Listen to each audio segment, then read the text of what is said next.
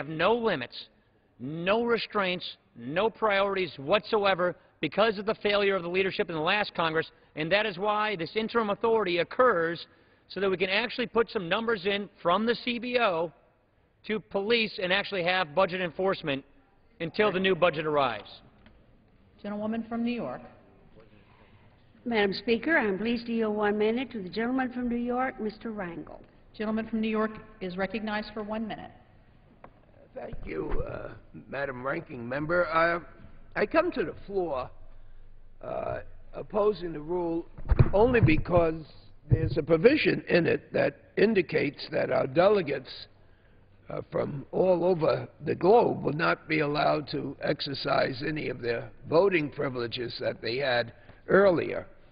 And when my friend Mr. Dreyer, the distinguished chairman of this committee, indicated it was all symbolic, I just would hope that if we do get a chance to pull this out of the package and perhaps vote on this in a separate way, that you might see a way clear to understand that these Americans and citizens who volunteer and fight for this great country and support our flag, and in many cases have per capita more of their young people killed in action and wounded in action than those of us on the mainland, that I think it deserves a better classification than to say that it's respecting their friends and they're hardworking and it's symbolic.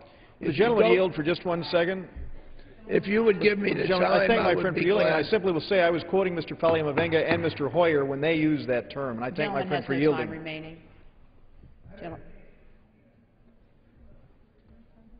The gentleman's time has expired.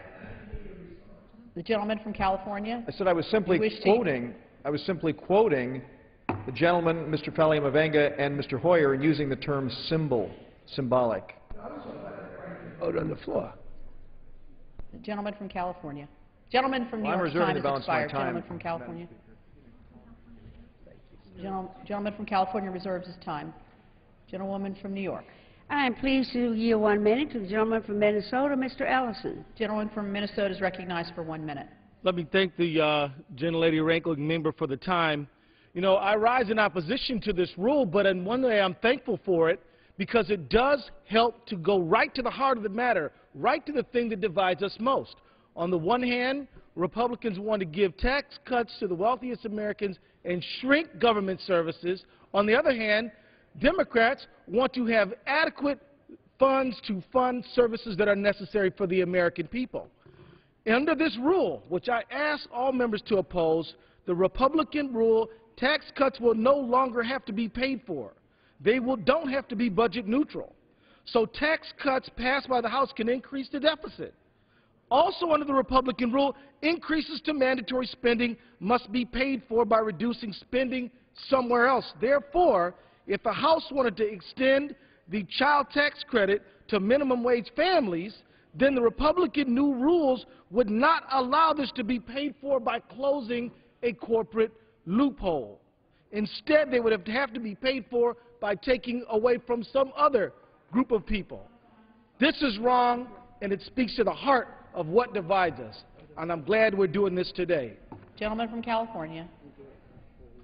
Madam Speaker, I will continue to reserve the balance of my time. Gentleman from California reserves the balance of his time. Gentlewoman from New Madam York. Speaker, let me yield 1 minute to the gentleman from New Jersey, Mr. Pallone. Gentleman from New Jersey is recognized for 1 minute.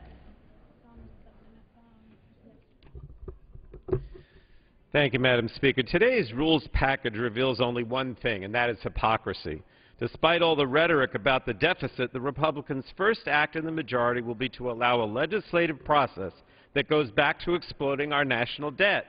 The Republicans' new plan will replace a strict pay-as-you-go policy with a much weaker one-sided policy known as cut-as-you-go, under which mandatory spending still needs to be paid for, but tax cuts do not.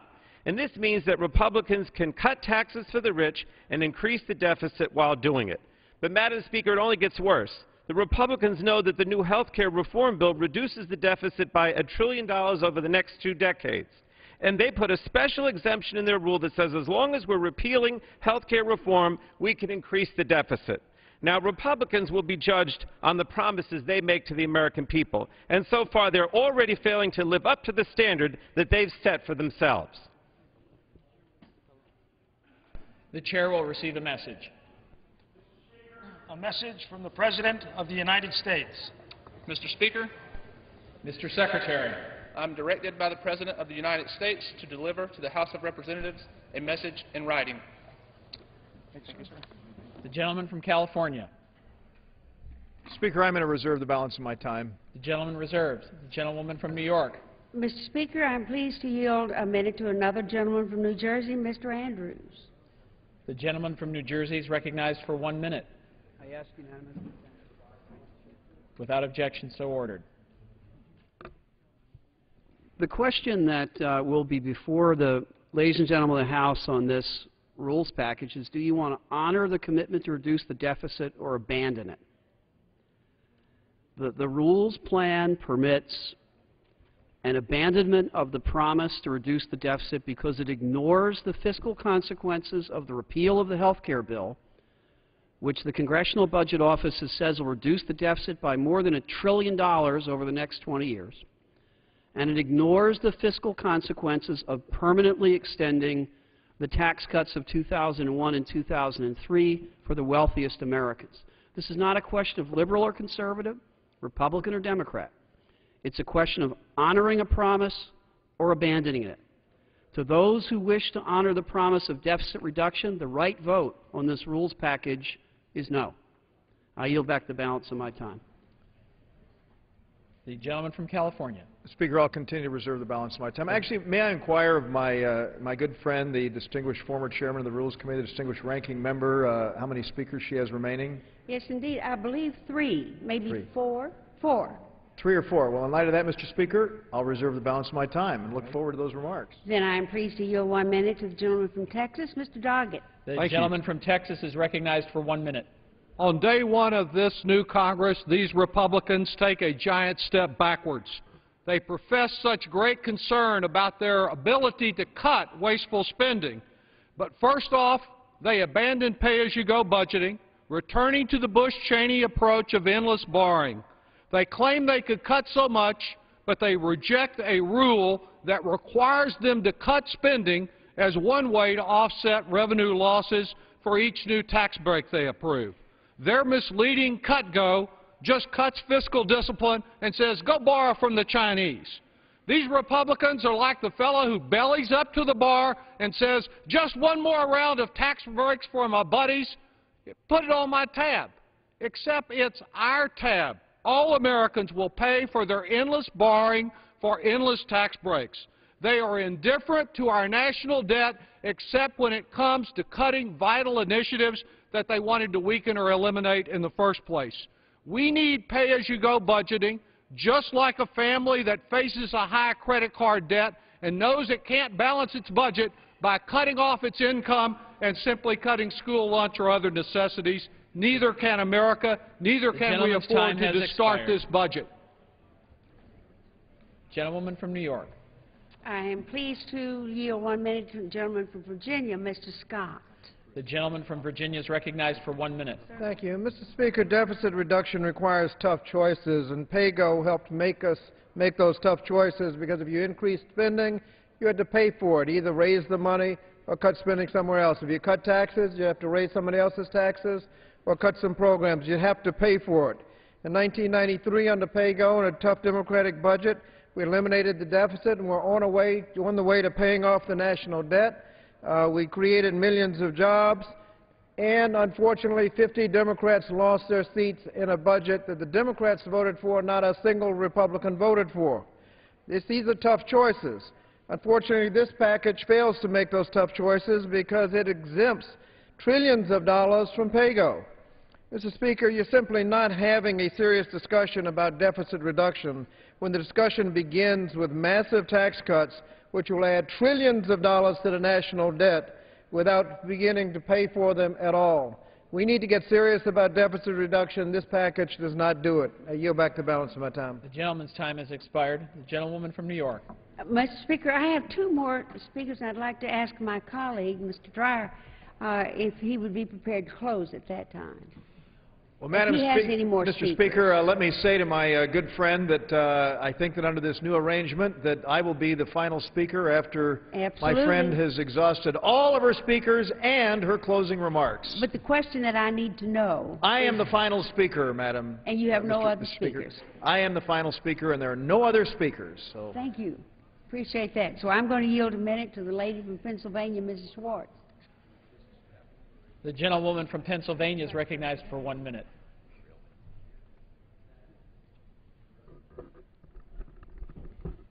As I listen to this debate, I want to say that I and many of my colleagues agree that we must take the deficit seriously.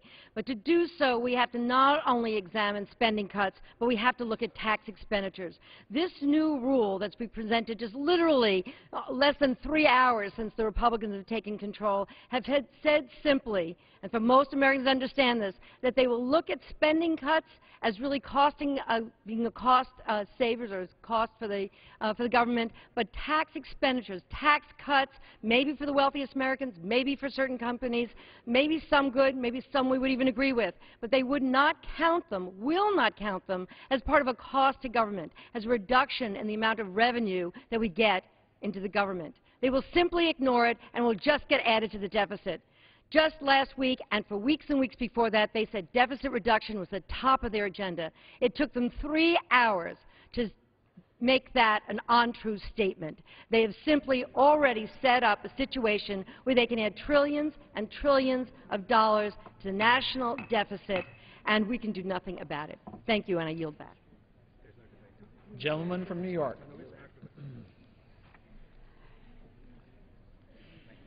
Mr. Speaker, I am pleased to yield 2.5 minutes to the gentleman from Maryland, Mr. Van Hollen. The gentleman from Maryland is recognized for 2.5 minutes. Thank you, Mr. Speaker. The American people did not bargain for a plan in the first 24 hours of the new Congress that would blow a hole in the deficit and expand the debt. The chairman of the Rules Committee mentioned the recent bipartisan tax agreement. We also recently had a bipartisan commission on deficit and debt reduction, and they looked at both sides of the equation, spending and the fact that we've created lots of tax loopholes that have lost revenue to special interests. And what this plan does, what this rule does, is say that doesn't matter. That doesn't count against the deficit. In fact, the existing rules under the House say that you cannot use the budget reconciliation process to add to the deficit. Your rule specifically eliminates that restriction. Your rule says go ahead and use the budget reconciliation process to add to the deficit and debt. You strike it. You have a green light. Not at this moment. Not at this moment. This rule also contains, on page 28, a little notice provision that opens the door to politically motivated Enron-style accounting as a means to do an end run around the pay-as-you-go law signed by President Obama. The current practice of this Congress has been that we will use the budget estimates of the nonpartisan Congressional Budget Office to determine the deficit impact on the laws that we pass here in this body for the purpose of pay-as-you-go. That is because while we should have a vigorous debate over policy, we don't want politicians inventing self-serving budget numbers. Now, the Congressional Budget Office serves as our umpire. They call the balls and the strikes, as you know. Sometimes we don't like the calls they make. Sometimes we do. But what this rule does is says we're going to take the umpire off the field when it comes to statutory pay-go. We're going to substitute our accounting for the folks whose professional job it is to determine the deficit impact of different legislation that we pass. And I think when the American people find out that this opens the door to those kind of fun and games, they're going to ask themselves, is this something I really bargained for? Speaker, will the gentleman yield on that point? I'd yield briefly. I thank my friend for yielding. Let me just say to the Commission, I think it's very important to note that they argued that there should be a reduction to 26% as the top corporate rate and 23% as the top tax rate. Reclaiming my time, as my friend knows, they did that as part of a whole tax reform package that closed the tax loopholes that your proposal would open. The gentleman's time has expired. Gentlewoman from New York. Thank you, Mr. Speaker. I ask members on both sides of the aisle to vote no on the previous question so that we can take serious action described by Mr. Van Hollen to decrease the deficit rather than to simply make it easier to give tax breaks to billionaires. And, Mr. Speaker, I ask unanimous consent to insert the text of the amendment in the record immediately prior to the vote on the previous question. Without objection, so ordered. Mr. Speaker, I urge a no vote on the previous question and on the rule, and I yield back the balance of my time. The gentlewoman yields back the balance of her time. The gentleman from California. The gentleman is recognized for such time as he may consume. Mr. Speaker, everyone is very enthused about today. It is a great day. We have 96 new members of this institution, 87 Republicans and 9 Democrats, nearly 100 new members. And they are here having carried a very strong and powerful message from the American people, and that is we've got to create jobs, get our economy growing, reduce the size and scope and reach of government, and do it in a more transparent, open, and accountable way. And, Mr. Speaker, that's exactly what we're doing. That's exactly what we're doing with this rules package. Now, there seems to be a little disagreement on the notion of dealing with spending and taxes. And the fact of the matter is, we all know, several of us have said it through the debate, we don't have a revenue problem. We have a spending problem. What we need to do is we need to focus on reducing spending, and we are absolutely committed with a laser-like approach to doing that. It's going to be tough. It's going to be painful, and I hope that as we reached out and had bipartisan input on this rules package for the first time ever, that we'll be able to do the exact same thing, Mr. Speaker, when we deal with the question of getting our economy growing and the other challenges that lie ahead of us. We never before have had the opportunity that we're going to have in just a few minutes. The Rules Committee is going to meet after we are seated. And when I came to the Rules Committee 2 decades ago, I was told by the Dean of the Washington Press Corps, David Broder, that the Rules Committee hearing room was small by design. Why? To keep us out, Mr. Broder said to me. Well, Mr. Speaker, for the first time in this quest for transparency, we are going to have online streaming of our Rules Committee meeting that will take place after we are seated here. So, Mr. Speaker, I ask unanimous consent that all of our members have 5 legislative days in which to revise and extend their remarks on this measure, and it is with a great deal of zeal, enthusiasm, and gratitude that I move the previous question and yield back the balance of my time. The gentleman yields back the balance of his time. The question is on ordering the previous question on the resolution. All those in favor say aye. Aye. Those opposed, no. The ayes have it. The previous question is ordered. Mr. Speaker, on that I ask for the yeas and nays. The yeas and nays are requested. Those in favor of taking this vote by the yeas and nays will rise. A sufficient number having risen, the yeas and nays are ordered. Members will record their votes by electronic device.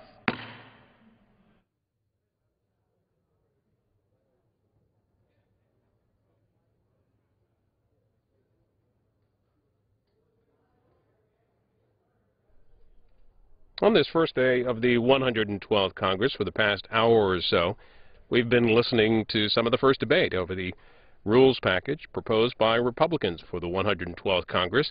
And we are opening up our phone lines for this first vote here in this series of what we expect to be 3 votes for your thoughts on the debate on the rules package itself. 202-585-3885 is the number to call if you're a Democrat. For Republicans, your number is 202-585-3887, 86 rather. For all others, Democrats, for independents and others, it's 202-585-3887. Make sure you mute your television. And if you've called in C-SPAN, gotten through in the last 30 days, give others a chance to call in this afternoon. Stephen Dinan covers the Capitol, covers Congress for the Washington Times, and joins us from Capitol Hill to talk about this rules package from the House. What are some of the significant changes that Republicans are proposing to rules in the 112? They can really be broken down into two big categories. One is the budget process, and there they are. They're undoing part of the Democrats' pay-go rule, pay as you go. Their new rule is they're calling it cut-go or cut as you go, and it makes it easier to cut spending. It actually creates incentives in the rule to cut spending, or requirements in the rule to cut spending. Makes it easier, makes it tougher to increase spending. You actually have to offset new mandatory spending if you're going to increase. If you're going to increase that, the rules will require that you find spending cuts elsewhere. It also makes it easier to cut taxes. That's the key difference from where Democrats were. Now, if you want to cut taxes under the Democrats' rule, you had to find offsetting revenue increases or spending cuts. Basically, find the money elsewhere to make up for the hole that you'd caused by cutting taxes. The Republicans removed that requirement. Also, on that, there are a couple of very specific sort of changes they're making on the budget, such as under the old rules, the House never actually had to take a separate vote on a debt limit increase, and they'll be changing that so that now House lawmakers will actually take a full vote on a debt limit increase. Then there's the transparency, sort of the other big category. There's actually a lot of interesting changes. One will actually see go into effect here very soon with bills being required to be posted at least 72 hours before Congress votes on them, so that everybody, the press, voters, just anyone can go look online and see the bill and give their members of Congress their thoughts. And then there are also some new requirements for committees about how they go about meeting, that they're required to actually post the rules of their committee online, post the actual votes when the committee takes votes on amendments and whatnot, post those votes online. So some of it's opening up transparency in the way that the House does business, and then there are some big changes on budget and other areas. On another issue, we've seen some early barbs traded on whether the delegates and the resident commissioner can vote. This seems to go back and forth as parties take power in the House. Why is that significant to Democrats? That's exactly right. Well, most of those folks are Democrats, the delegates, and here we're actually in Washington D.C., of course, and then Washington D.C. is represented by a non-voting delegate. Under Democrats, for the last 4 years, those delegates actually had a vote in what's called the Committee of the Whole, and your viewers are certainly probably familiar with.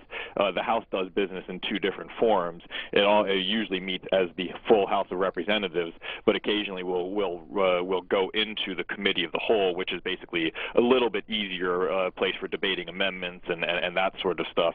And so in the Committee of the Whole, since that's not actually the House acting, it's the Committee of the Whole, the House was allowed to set its own rules, and therefore whichever party's in control can decide whether these technically non-voting House members, the delegates, could have a vote in the Committee of the Whole. And that's what's being traded back and forth here. For the last 4 years under Democrats, those delegates had that right, and the Republicans have taken that right away. Stephen Dinan up at the Capitol covering Congress for the Washington Times. You can read his updated article this afternoon at washtimes.com, and we appreciate your update. It's my pleasure. Let's hear from our viewers. Let's hear your thoughts on this opening day, on this debate that's just wrapped up, and some of the votes ahead on the proposed rules that Republicans want to put in place, and much of which Stephen Dinan talked about there. Here's Greenwood, Indiana, our Democrats line. You're first. Go ahead. We are going to be in big trouble. We are going to be in big trouble if people don't get out here and do something. Because the Republicans are going to take our health care away. We are in trouble. Thank you. Yeah, thank you. Just a reminder, folks, make sure you mute your set when you call in. Culver City, California, Republican. Oh, yes, hi. Oh, I've prayed and prayed and watched and called senators and representatives for the last several months. And I thank God that the Republicans got in. And I do hope that they will do what they promised, and I know they will.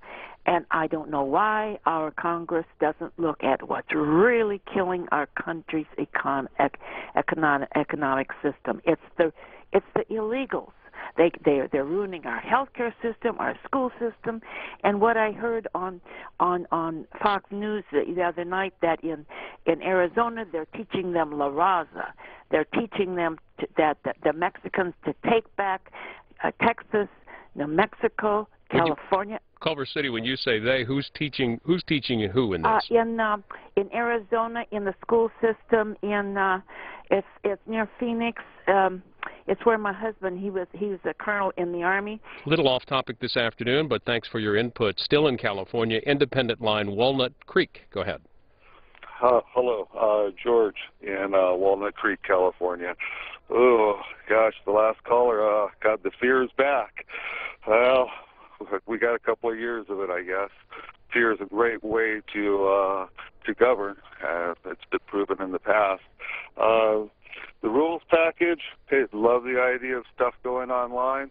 Wish they had taken it a step farther and actually posted these rules in advance for 3 days so that, us Americans, the ones that, it is our house, we could have at least had some comments on it here, but it looks like it's going to pass, and it's going to be a rough couple of years.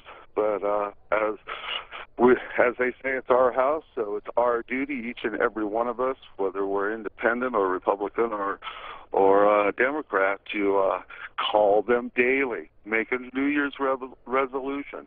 Call daily. That caller mentioned the rules being posted online. Well, they are now posted, and we have linked to that rules package from our website, cspan.org. And while you're there, you can continue the conversation online. We have our Twitter feeds up and Facebook as well. And at our Twitter site, twitter.com/cspan, you can not only find out our information, but we have put together links to many of the reporters covering the Hill who are tweeting, as well as the representatives, both Republicans and Democrats, the senators as well, and all of that linked right off our homepage at cspan.org. Here's what we'll do. We will get back to your calls. We expect 2 more votes in this series on the House rules as proposed by Republicans. We will get back to your phone calls. We did, however, want to show you the comments of John Boehner as he was elected Speaker earlier today by a vote of 241, 173 for Nancy Pelosi, and 19 for others, including Heath Shuler. The new Speaker, the 61st Speaker, spoke to the 112th Congress for just over 10 minutes.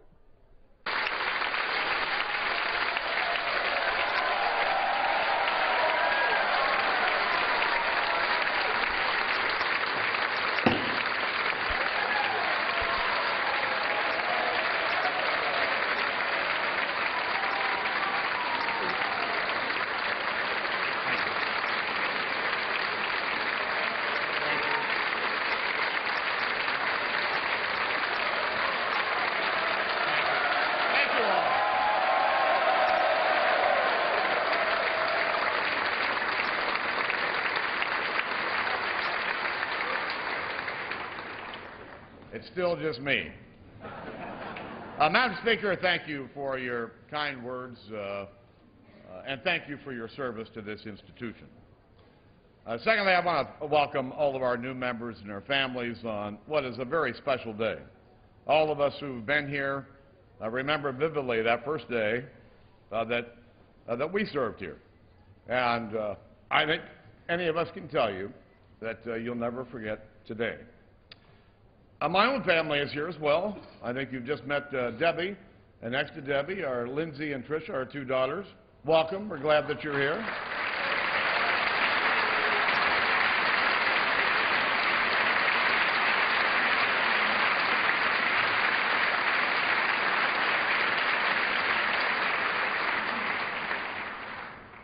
Ten of my 11 brothers and sisters and sister-in-laws and brother-in-laws are here as well.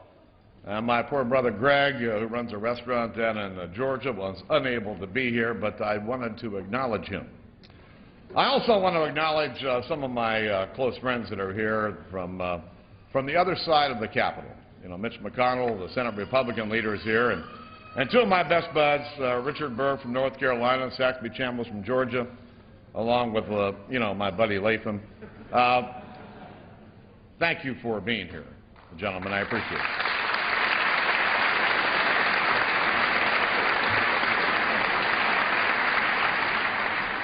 I'm honored and humbled to represent a great, hardworking community in Congress. The peoples of Ohio's 8th Congressional District continue to afford me the privilege to serve, for which I am deeply grateful. We gather here today at a time of great challenges. Nearly 1 in 10 of our neighbors is out of work. Health care costs are still rising for American families. Our spending has caught up with us, and our debt soon will eclipse the entire size of our national economy. Hard work and tough decisions will be required of the 112th Congress. No longer can we fall short. No longer can we kick the can down the road. The people voted to end business as usual, and today we begin to carry out their instructions.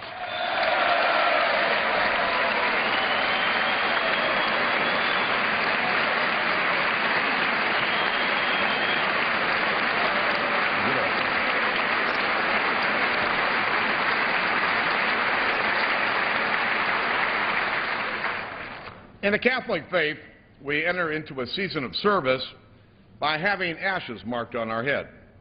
The ashes remind us that life in all of its forms is very fragile. Our time on this earth, fleeting. But as the ashes are delivered, we hear those humbling words. Remember, you are dust, and to dust you shall return. The American people have humbled us.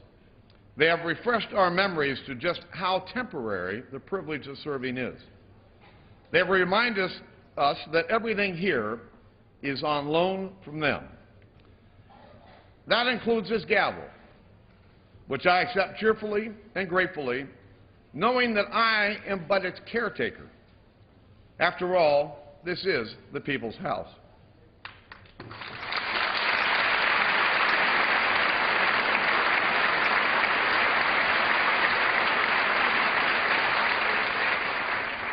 This is their Congress. It's about them, not about us. What they want is a government that's honest, accountable, and responsive to their needs. A government that respects individual liberty, honors our heritage, and bows before the public that it serves. Let's start with the rules package that the House will consider today. If passed, it will change how this institution operates, with an emphasis on real transparency, greater accountability, and a renewed focus on our Constitution. Our aim will be to give the government back to the American people. In seeking this goal, we will part with some of the rituals that have come to characterize this institution under majorities, both Republican and Democrat alike.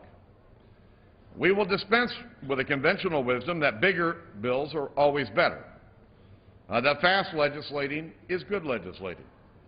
Allowing amendments and open debate makes the legislative process less efficient than our forefathers had intended. These misconceptions have been the basis for the rituals of a modern Washington. They, in my opinion, have not been served well to the American people. Today, mindful of the lessons of the past, we open a new chapter. Legislators and the public will have 3 days to read a bill before it comes to a vote. Legislation will be more focused, properly scrutinized, and constitutionally sound. Committees, once bloated, will be smaller with a renewed mission, including oversight. Old rules that have made it easy to increase spending will be replaced by new reforms that make it easier to cut spending. And we will start by cutting Congress's own budget.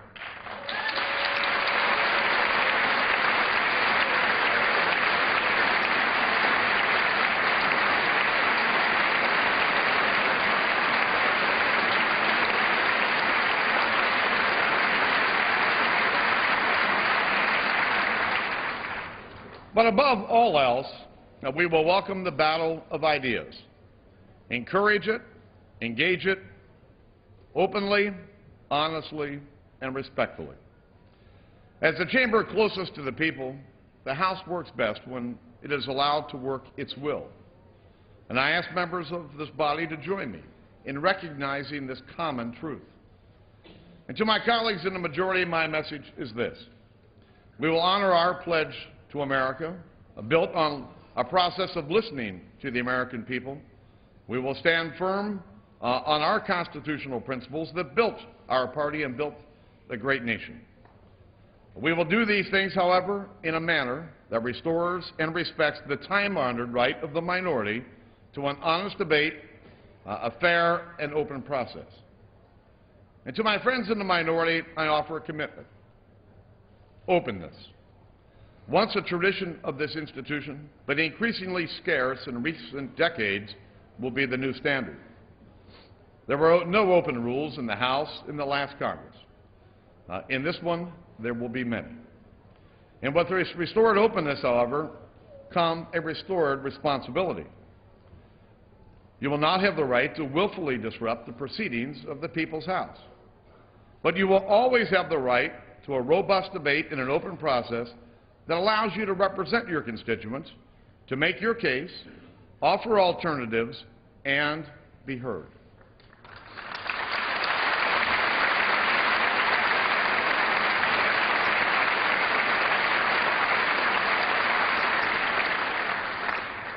In time, I believe this framework will allow the House to be a place where the people's will is done. It will also, I hope, rebuild trust amongst us and the people we serve, and in so doing, provide a guidepost for those who follow us in the service of our nation. To our new members, Democrat and Republican alike, as you take the oath today, I know that you do so mindful of this shared goal, and know that your constituents have placed much trust in you. As Speaker, I feel part of my job is to help each of you do your job well, regardless of your political party. My hope is that every new member, and indeed every member, will be comfortable with approaching me with regard to matters of the House. We will not always get it right, and we will not always agree on what is right. There's a great deal of scar tissue that's been built up on both sides of the aisle. We can't ignore that, nor should we. My belief has always been that we can disagree without being disagreeable. Now, that's why it's critical that this institution operate in a manner that permits a free exchange of ideas and resolves our honest differences through a fair debate and vote. We may have different, sometimes very different ideas about how to go achieving the common good. It is why we serve. Let us now move forward, humble in our demeanor, steady in our principles, dedicated to proving worthy of the trust and confidence that has been placed in each of us. If we brace ourselves to do our duty and do what we say we're going to do, I don't think there's together anything that we can't accomplish, again, on behalf of the people we serve. More than a country, America is an idea. And it's our job to pass that posterity of blessings that have been bestowed on us to those generations that follow us. I want to wish all of you the very best. Welcome to the People's House. Welcome to the 112th Congress.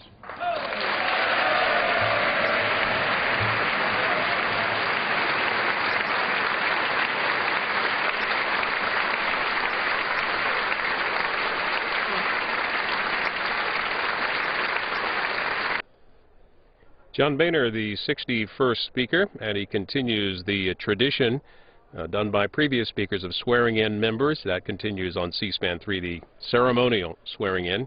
You can follow that on C-SPAN 3. Here on the House floor, the first of a couple of votes concerning the rules package the Republicans have proposed. This one a 15-minute vote and a number of members still to vote, so we are going to continue with our phone calls. Your thoughts on the 112th Congress and the adoption of rules. 202-585-3885 is the number to call for Democrats. Republicans, 202-585-3886. And Independents and others, 202-585-3887. Muskegon, Michigan, thanks for being patient and hanging on. Democratic caller, go ahead. Hello? Muskegon, Michigan, yeah, you're on. Yes, my name is Agnes Herman. I just started getting into politics last year, and I listened to both sides of the conversation. And the only thing I'm looking at, they talking about this health care and stuff. And then they were talking about the tax not for the rich, the tax cut not for the rich that I really don't understand. But then the Republicans are always talking about all the money that we in debt and stuff and all like that. And I believe that if they're going to do some tax cut, they need to hit everything. First the middle class, the middle class, keep them to help them. And the rich, they already rich. Then you're looking at the poor people. They're like me. I worked there for almost 34 years. Now I am unable to work. I'm fighting for Social Security. I don't have no insurance. I got to find ways to get medication paying for my back. They don't have any kind of health care to benefit for people like us. Michigan, thanks for that call. Here's Winsboro, Texas. Republican caller, go ahead. Yes, this is, I'm from Winsboro, of course, but my comments are, I have two of them, actually.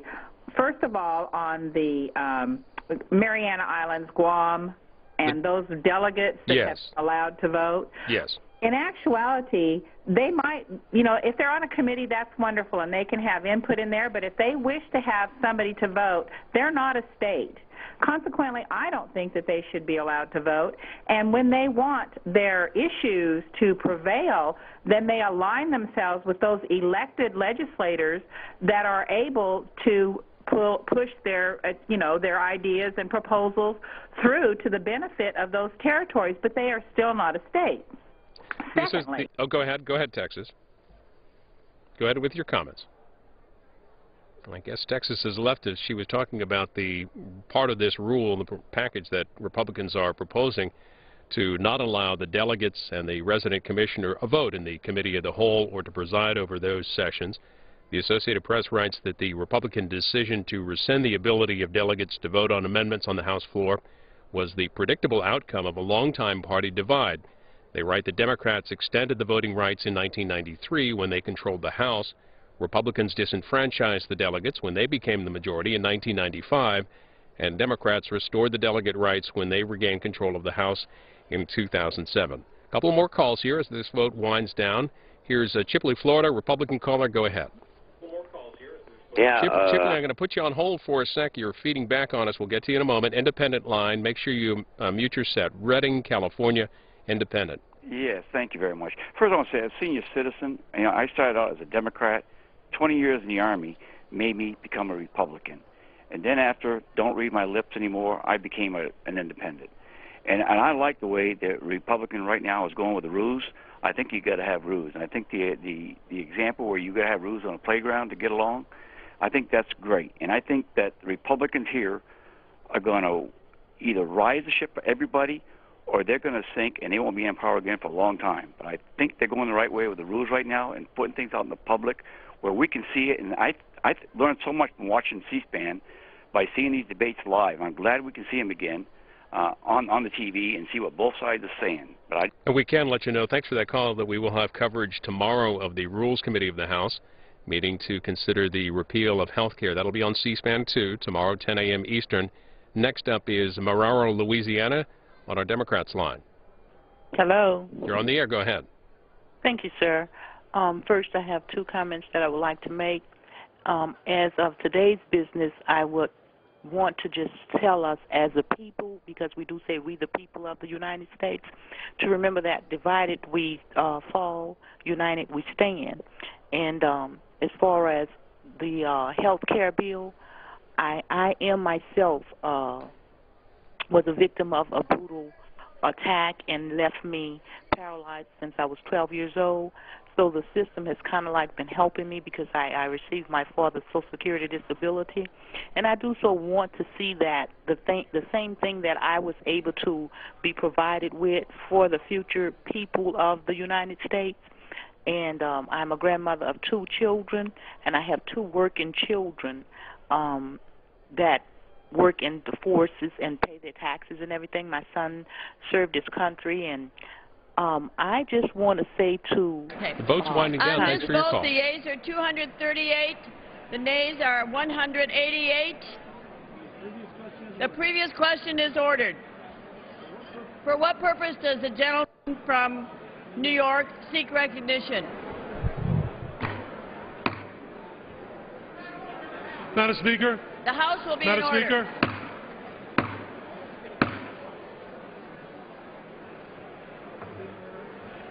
The House will be in order.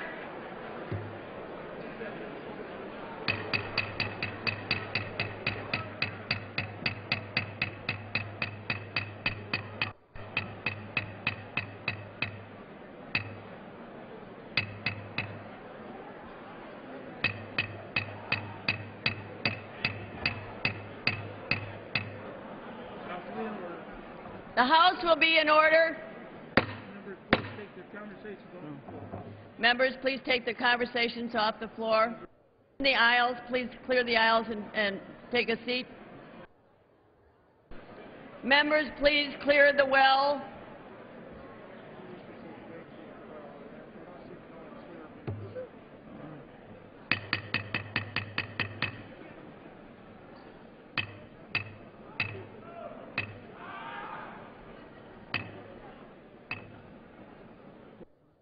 For what purpose does the gentleman from New York seek recognition? Madam Speaker, I have a motion to commit at the desk. The clerk will report the motion. Mr. Crowley of New York.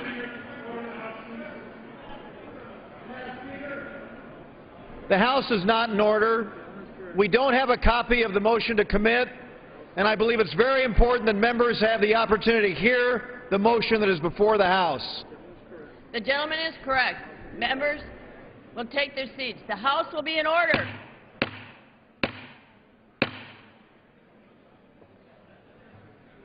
The members in the back will remove themselves or take a seat.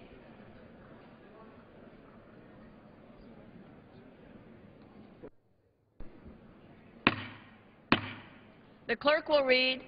Mr. Crowley of New York moves that the resolution, House Resolution 5, be committed to a select committee composed of the majority leader and the minority leader with instructions to report it forthwith back to the House with the following amendment. At the end of Rule 26, add the following new clause. 4A, not later than 15 days.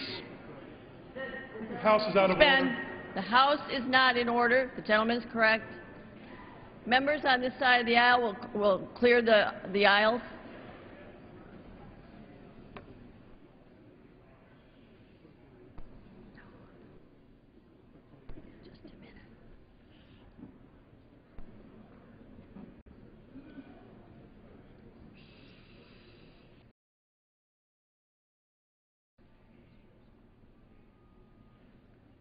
The clerk will read. Not later than 15 days after taking the oath of office, a member, delegate, or resident commissioner shall notify the clerk of whether that member, delegate, or resident commissioner elects to participate in the Federal Employees Health Benefits Program. B, the notifications made pursuant to paragraph A shall be made under the same terms as the financial disclosure statement required under this rule. Without objection, the previous question is ordered on the motion to recommit. The question is on the motion. All those in favor say aye. Aye. Those opposed, no. No. The noes have it. The motion is not agreed. Madam Speaker, I request the yeas and nays. The yeas and nays are requested. All those in favor of taking the vote by the yeas and nays will rise. A sufficient number having risen, the yeas and nays are ordered. Members will record their vote by electronic device. This is a 15-minute vote.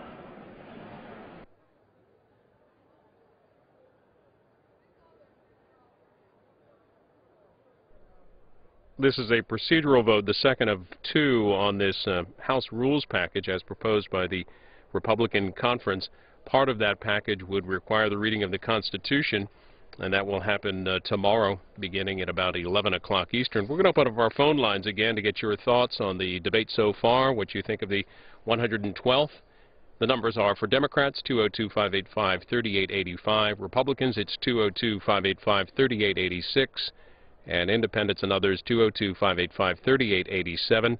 Make sure you mute your television set when you do call in, because you'll feedback on us. Let's see if Chipley, Florida should be on the line with us. Republican line, go ahead. Yes, I've been a Democrat. I'm 75 years old and a veteran. I've been a Democrat all my life, but as of hearing Slaughter speak a while ago, tomorrow I will be a Republican.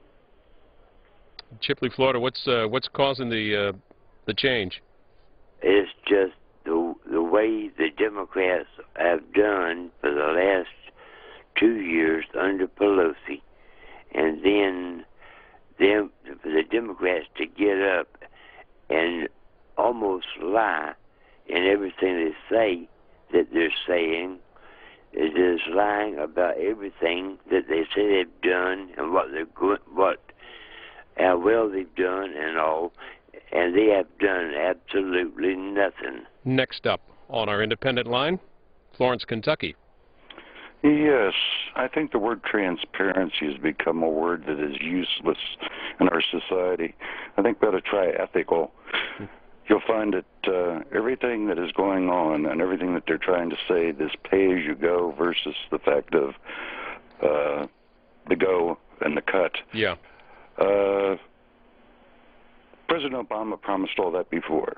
President Obama also promised that he'd be on C-SPAN with all the committees, that everything would be shown to the public. So far, none of that's been done. They're throwing up smoke screens today, trying to say everything is strictly based on taxes for the rich. They can take that one and just put it away, push it to the side, get it out of the way. It doesn't matter if you're rich, poor, or who you are. Let us all hear what's going on, how it's being done, and let the United States people make up their minds. We're not as stupid as the Democrats and the president think we are, because they found a way to circumvent everything that they've done. They don't pay as they go. They find a way of going around the corner and doing an end run and playing with the money. We've watched it now for 2 years, and everybody's running around with blinders on. If they'd open up their eyes and just shut their mouths and listen with their ears, I think they'd start finding out. We've been lied to so much in the last couple of years. If you were talking ethics in a private business, they'd all be fired. Next to our Democrats line, Attleboro, Massachusetts. Hi there. Good afternoon. I'd like to just say simply that this whole rules change that the Republicans are making has nothing to do with actually governing. It's just this absolute travesty. What they're trying to do basically is show for their base, number one.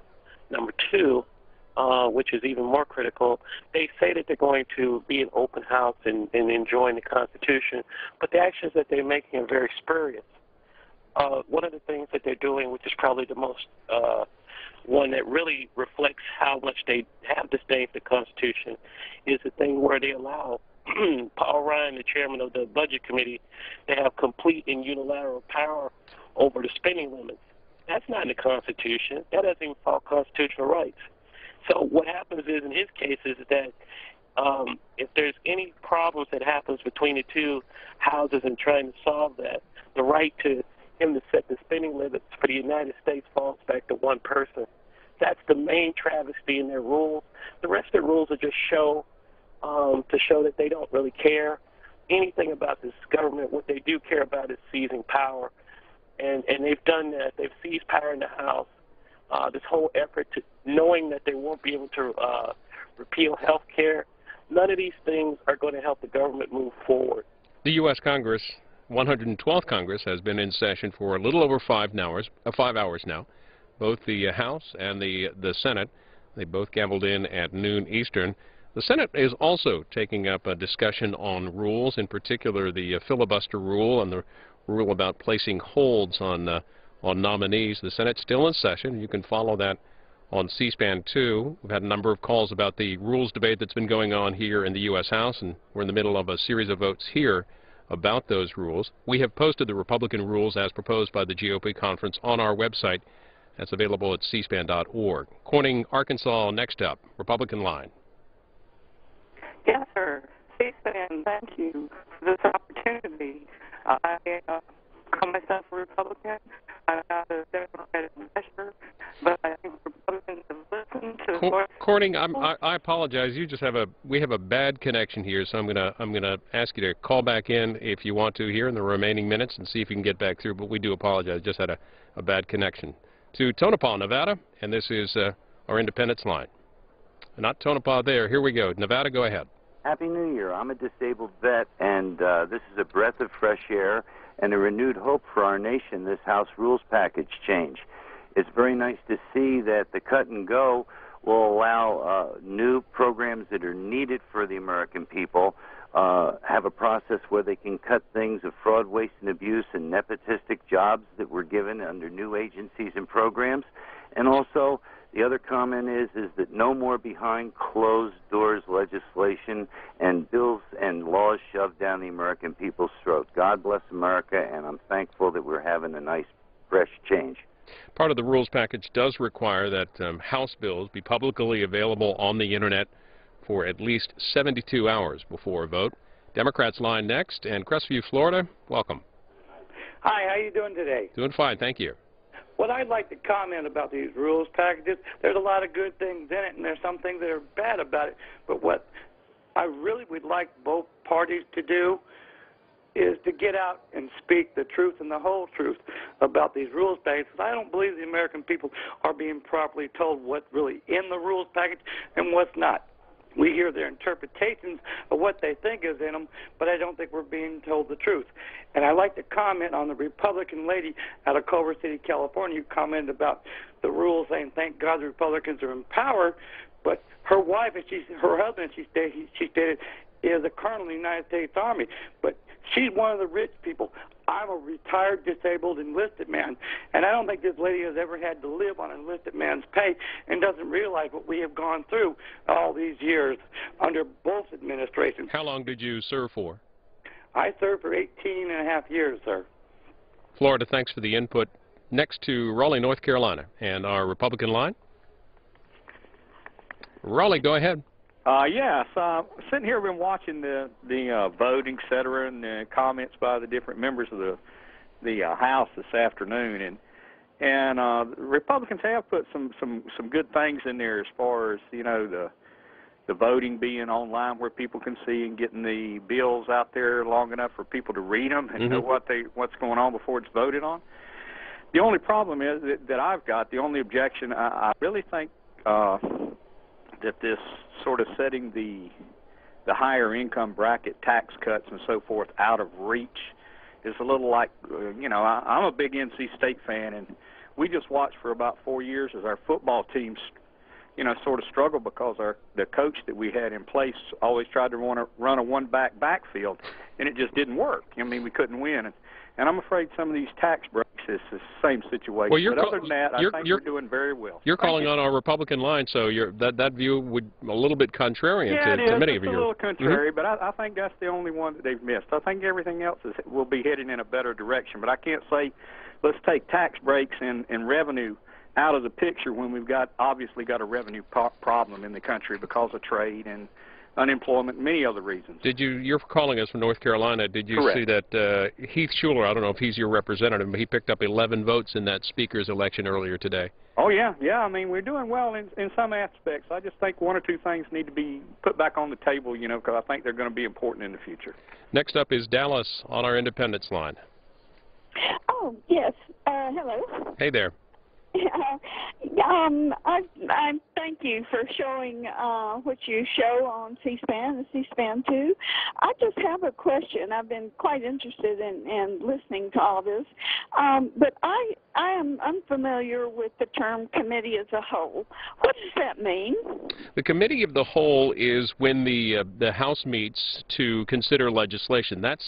That's when they meet so they can consider the legislation, including the amendments. That's where they really do their work. So the proposed rule by Republicans would take away the previously held right by the 5 delegates, including that of Eleanor Holmes Norton from D.C.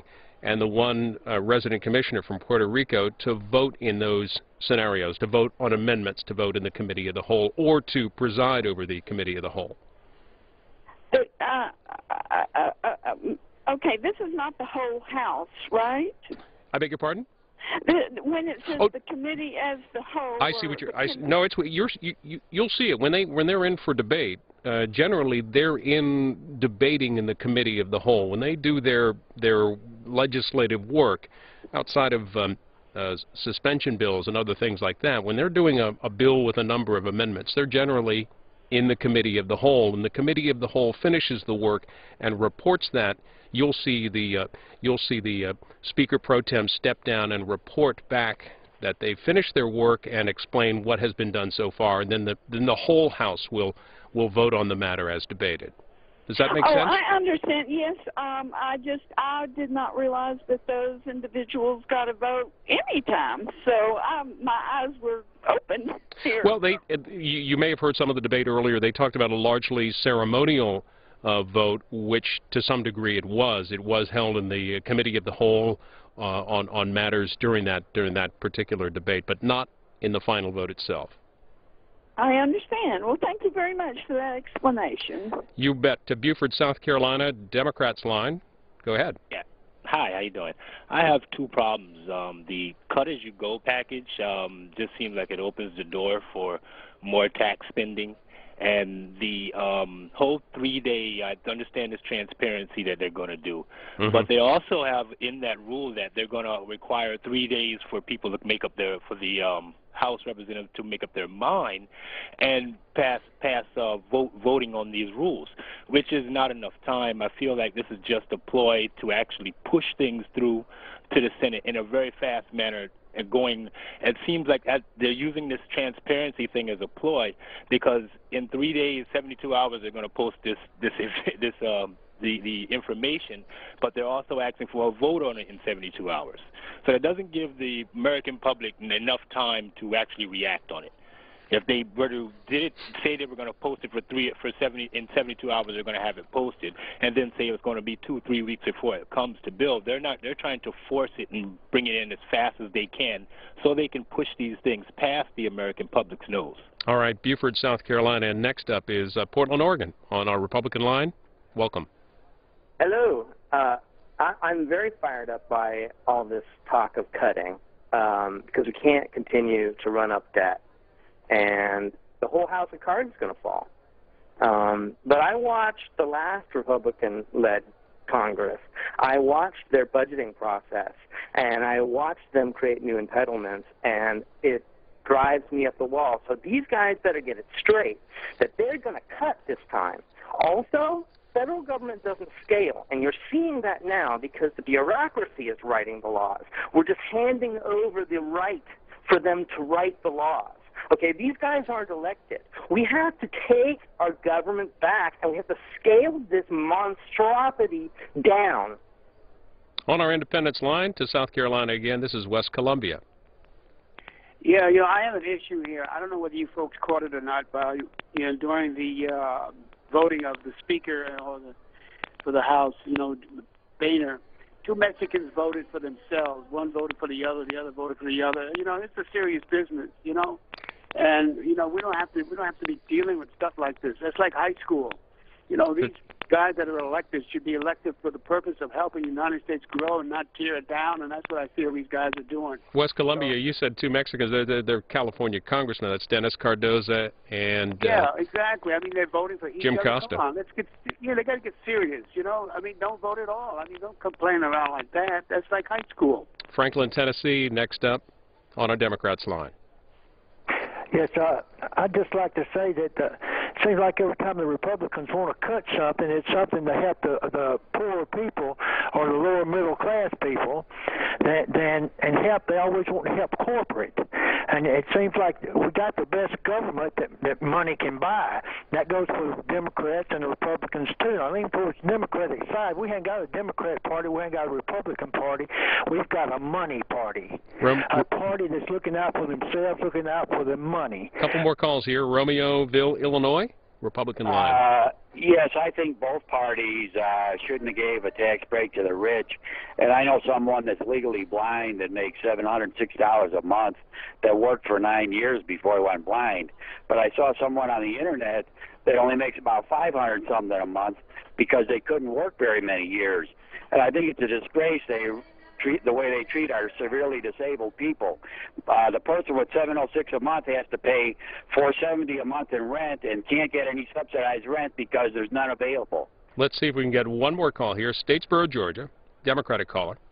Yes. You're on. I'm calling in. I don't think we got a Here's the vote. We apologize. Thanks for the input. 191. The nays are 240.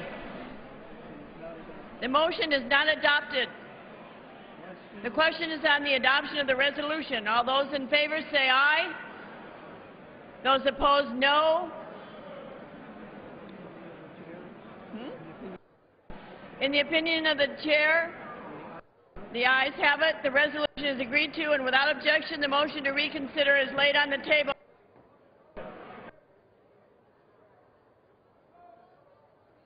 Ask for the yeas and nays. The yeas and nays are requested. Those in favor of taking the vote by the yeas and nays will rise. A sufficient number having risen, the yeas and nays are ordered. Members will record their votes by electronic device. This will be a 15-minute vote.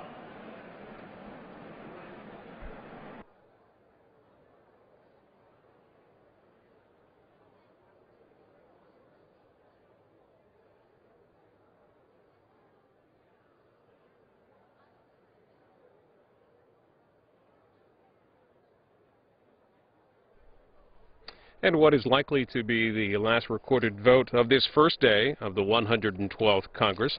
They are voting on this package of rules as proposed by the Republican conference. It is a 5-minute vote. Just to let you know what's ahead here on C-SPAN later this evening, in case you missed some of the opening ceremony of the House and the election of the Speaker, we'll show much of it to you again tonight beginning at 8 o'clock Eastern. And in the coming days in the U.S. House, tomorrow they will come in tomorrow at 10 o'clock Eastern. We expect a call of the House, a quorum call, at 10:30, and a reading of the U.S. Constitution tomorrow in the House at 11 a.m. Eastern. Friday's legislative action includes the House meeting at 9 o'clock and discussion on the possible rule for the proposed repeal of the health care law passed last year. Again, final vote here, or vote on the rules package as proposed by Republicans. Earlier this afternoon, we got a preview about what this rules package has in store. Stephen Dinan covers the Capitol, covers Congress for the Washington Times, and joins us from Capitol Hill to talk about this rules package from the House. What are some of the significant changes that Republicans are proposing to rules in the 112? They can really be broken down into two big categories. One is the budget process, and there they are.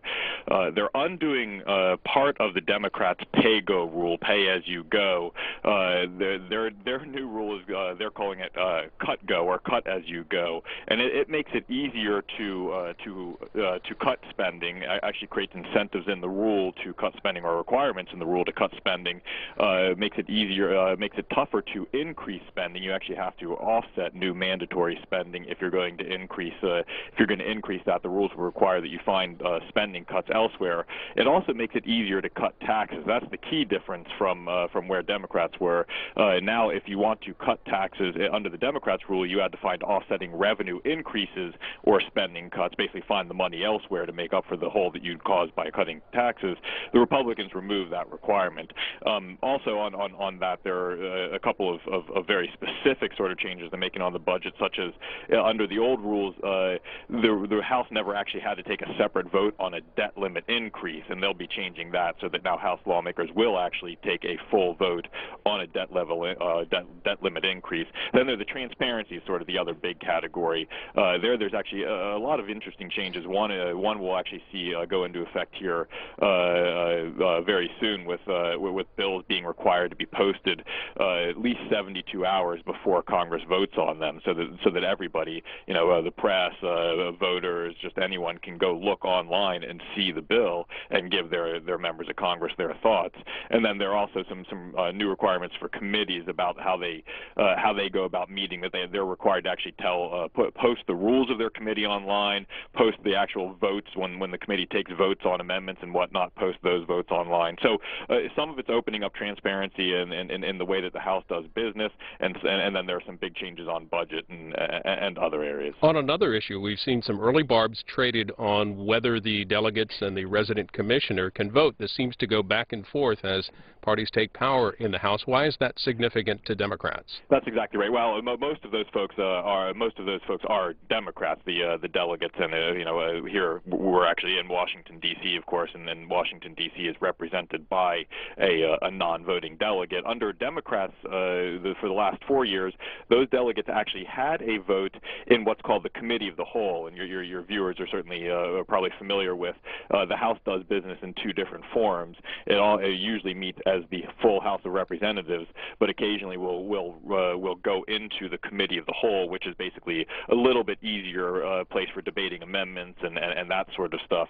And so in the Committee of the Whole, since that's not actually the House acting, it's the Committee of the Whole, the House was allowed to set its own rules, and therefore whichever party's in control can decide whether these technically non-voting House members, the delegates, could have a vote in the Committee of the Whole. And that's what's being traded back and forth here. For the last 4 years under Democrats, those delegates had that right, and the Republicans have taken that right away. Stephen Dinan up at the Capitol covering Congress for the Washington Times. You can read his updated article this afternoon at washtimes.com, and we appreciate your update. It's my pleasure. And the House now voting on that rules package, which, by the way, we've linked to on our website, cspan.org. We're going to open up our phone lines again, get your thoughts on this opening day of the 112th Congress. The numbers to call, if you're a Democrat, it's 202-585-3885, Republican, 202-585-3886, and Independents and others, 202-585-3887. This is a 15-minute vote, so we have some time here, and we'll get first to our Democrats line, Blytheville, Georgia. Go ahead. Yes, I was curious. I just had a question with reference to the time they're given to vote. I mean, are the sides interacting insofar as how they should vote with each other, or shouldn't they be at their seats and just push a button? It seems like they give them so much time to vote on this stuff, and obviously it doesn't make much difference. The Republicans are voting yay and nay in this instance, and it seems like a waste of time. Well, you rarely see the House voting from their seats. Now in the Senate, you will see that. Now earlier today, when they voted for Speaker, it was a manual roll call, and yes, the members were seated again in the House. They don't have an assigned seat in the U.S. House. So, they don't. So they can sit anywhere? Not really. Yeah, there are sides, but they don't have a particular assigned seat. Okay, now that sheds a little bit of light on it. But the fact of the matter is, so how do they cast their vote? Do they do it electronically? Yeah, you'll see them come to the front there. That center table there is where they'll cast the vote electronically, or they'll tell one of the clerks toward the end of the vote. You'll see that as well. Why does it? I just don't understand. Of course, I see on the very right-hand side the non-voting. I take that's what that means, NV? That's right. They haven't voted yet, or perhaps toward the end they won't vote. That's right, the numbers that have not voted yet. I don't understand why the process takes so long. I mean, now granted, there's quite a few members of Congress, but it seems the rhetoric and the redundancy of this system. One of the interesting things about this rules package that Republicans have proposed, it will allow the Speaker to reduce from 5 minutes to 2 minutes, which they've done in the past on some of these votes. But 15-minute votes generally are sort of sacred. They generally don't reduce those times. But Blytheville, I'm going to let you go here so we can get a few more thoughts. Thanks for the input. And here's Duncanville, Texas, Republican line. Hi. Hi. I'm calling from Duncanville. I'm Elaine, and I'm definitely in agreement with the new rules and the cut and spend, I definitely believe. But my main thing is when they called the House to order a while ago, I just think it's a shame and disgrace that it took her so long to get mature, intelligent people in their seats. And she had to go on and on and on. And they kept standing around talking and having conversations. Is this you're talking about earlier when the clerk of the House was calling them to order? Right. They were so disrespectful that she had to just keep on and on and on and telling some of the people at the back to go outside with their conversations. Then she had to stop again, tell somebody on the right, sit down. Well, one of the things that is different about today, Elaine, is that the House earlier today, anyway, was much more crowded. Lots of family on the floor, former members on the floor. So it was much more crowded than you'd ever see, other than say a joint session of Congress. So that's part of probably what she encountered there. So it was a little different look on the House, as it always is when a new Congress comes in. There were plenty of empty seats that they could have gone and sit in. Maybe you know what? Maybe they should have had you banging that gavel. They'd have some order Well, around they there. sure should have. I probably would have been not. I would probably not have been as nice as her. Let's hear from Ohio. This is Crestline on our Independence line. Hi. Hi, good afternoon. Big congrats to an Ohio guy here. Is John Boehner your representative? Yes, he is. He's awesome, ain't he? Go ahead, Crestline, with your thoughts. Yes. Anyway, I was watching all these procedural votes, you know, and it's just if this is kind of an indication, you know, basically the 112th Congress probably won't be able to get anything done, you know, and it's almost time for like somebody else to grab a bag of feathers and I'll bring some tar. You know, that's what we think about these people. You know, it's sad. Crestline, Ohio, thanks for that call. Anna Marie Island. But one more thing on that. He did mention procedural vote. That first vote today in the U.S. House was a procedural vote. That was the one on whether they would table a motion by Delegate Norton from the District of Columbia. She was objecting to part of this House rules package that would remove certain voting rights for delegates in the Committee of the Whole. Anna Marie Island, Florida, Democrats line. Good afternoon. Go ahead. Hey there. How you doing? Very well, thanks. As a young Democrat, and I have the rules package in front of me here, and I'm reading it. There's a lot of things I'm actually interested in, and the transparency that they must post online, their committee rules, make a webcast available online for hearings and markup. Yes. I mean, I find that pretty interesting nonetheless. I mean, with the Obama administration talking about transparency for the 112th to introduce this is kind of interesting. And then what got me the most was the delegates. Obviously, delegates from the territories are mostly Democratic. Am I correct? They're all five, but one of the delegates, and I believe the delegate from the Mariana Islands, North America, is an independent. So basically, this new House rules change took away 5 Democrat votes. Well, again, keep in mind those are votes that are somewhat ceremonial in that they happen in the Committee of the Whole. The delegates never have had final vote rights. All right. Well, thank you very much. I just find it interesting. It just seems a lot of the. Where did you get a copy of the rules? Did you go to our website? No, but you can go ahead and tell me. Maybe it would be a better link. It's on cspan.org. We have a link to the House rules package, the Republican package as proposed. This is the vote on that package. Also on our website, lots of ways for you to participate online via Facebook, via Twitter, and also details about other feeds, news feeds concerning Congress in general. A couple more calls here. This is Keystone Heights, Florida, and this is our Democrats line. Hi. Keystone, I'm sorry, on our Republican line. Go ahead. Yes, I still see that as long as all these people are walking around and yapping their mouths, that the House is still not in order. When they're doing this voting, they should be sitting still with their mouths shut. I don't understand what all the yapping is going on while they're trying to do all this voting. Florence, is this Florence, South Carolina? This is Florence, Kentucky. I had called earlier, and I think my line went dead on you. I think so. Go ahead with your comments on our independent line. What I was calling about before is I said about transparency, the word that should be taken out of the dictionary. With Obama and the rest of them, everything that they're asking for right now is basically what Obama promised when he came into office.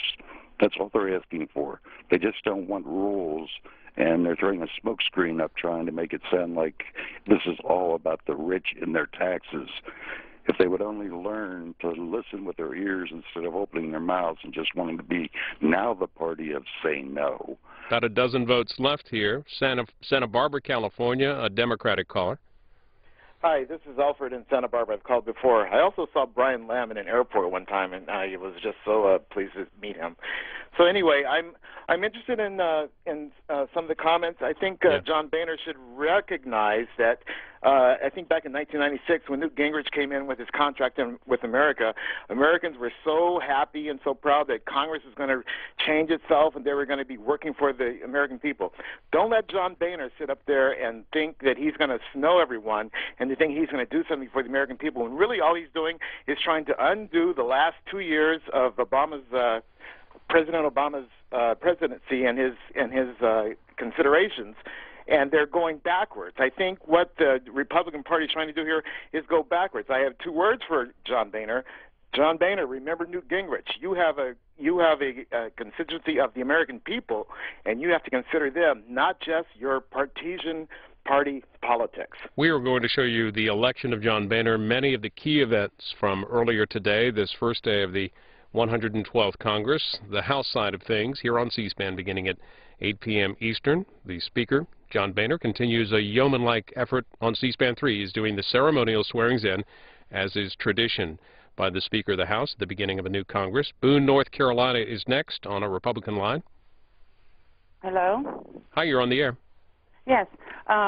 Anyone that's interested, go read the rules, and you'll see there's not a whole lot of changes other than the ones that have specifically been changed with respect to cut, go, and the delegates on the floor. There's a few other things, but I think they're just doing a lot of rhetoric. Moments ago, you may have seen the now minority leader, Nancy Pelosi, coming into the chamber to cast her vote. Here's Loris, South Carolina, on our Democrats line. Hi. Hi, good afternoon. Vinny Lahutsky. Just watching for the past 5-6 hours here in Horry County at about the time that the new Congress went into effect. Our local unemployment office stopped processing claims. We're gonna let you go there, South Carolina. Wrap it up here, as it looks like the Speaker Pro Tem may gavel this to a close. Thanks for all your input. Again, lots more online if you want to weigh in with your thoughts at cspan.org, on our Facebook page, and Twitter comments as well.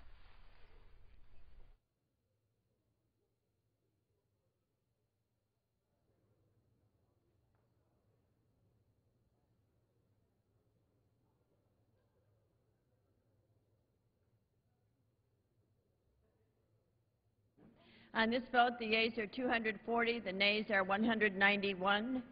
The resolution is adopted. Without objection, a stray numeral 3 is stricken on page 26, line 10. Without objection, a motion to reconsider is laid on the table.